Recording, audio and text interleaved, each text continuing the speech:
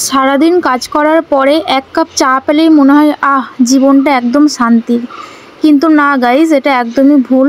সারাদিন কাজ করে এক কাপ চা খেয়েই আমাদের শুরু হয় রাতের রান্নার প্রস্তুতি। তো হ্যাঁ, এটাই হচ্ছে আমার জীবন যুদ্ধ এখন। তো এই যে সন্ধ্যাবেলায় দেখছো একটুখানি চা খেয়ে নিচ্ছি। সরি, এটা চা ছিল না, এটা ছিল কফি। তো কফিটা খেয়ে নিয়ে এখন আমি রাতের রান্নাবান্না প্রস্তুতি করব।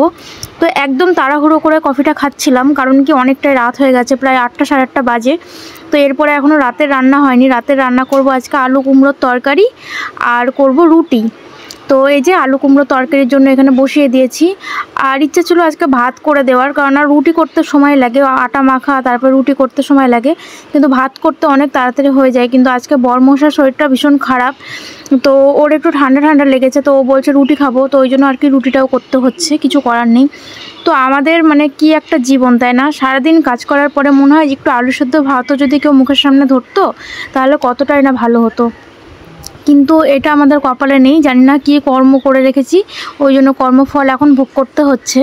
তো এখন এই সারাদিন কাজবাজ করে এসেও রাতের রান্নার জন্য এখন যুদ্ধ করতে হচ্ছে। তো কি আর করা যাবে, হাজব্যান্ডও সারাদিন কাজ করে এসেছে, ওকেও বলতে পারবো না যে আজকে রান্নাটা তুমি করো।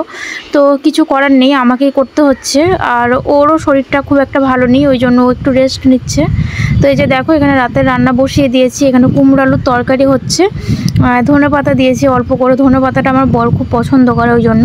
আর একটু ঝোল ঝোল রেখেছি, এটা তোমরা কেউ খারাপ মানে কিছু মনে করো না, কারণ রুটি দিয়ে আমরা একটু ঝোল ঝোল তরকারি পছন্দ করি, একদম মাখা মাখা তরকারি খেতে পারি না।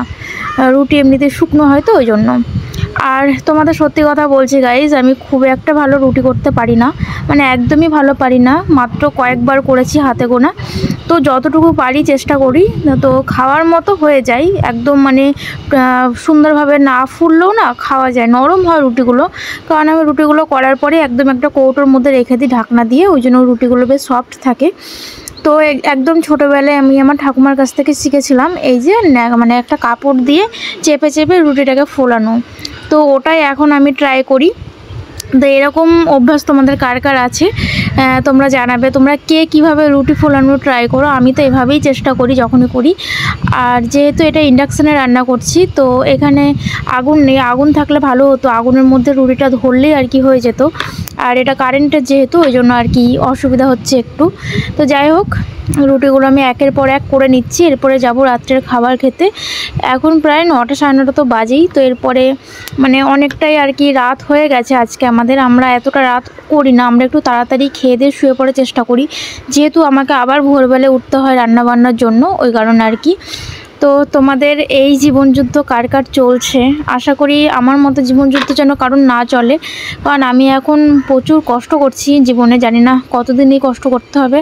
তো যাই হোক, কিছু করার নেই, আসলে সবটাই হচ্ছে কপাল, যার যেটুকু কপালে থাকবে সে তো সেটুকু করবেই, তাই কি না? তো যাই হোক, এই যে দেখো একের পর এক রুটিগুলো করে নিচ্ছি। তো এটাই হচ্ছে মনে হয় লাস্ট রুটি আমার, তো এটা করলেই হয়ে যাবে। তো আজকের মতো ভিডিওটা এই পর্যন্তই, কেমন লাগলো অবশ্যই জানাবে, ভালো লাগলে লাইক কমেন্ট শেয়ার করবে, আর অবশ্যই আমার চ্যানেলটা একটু সাবস্ক্রাইব করে দিও। টাটা।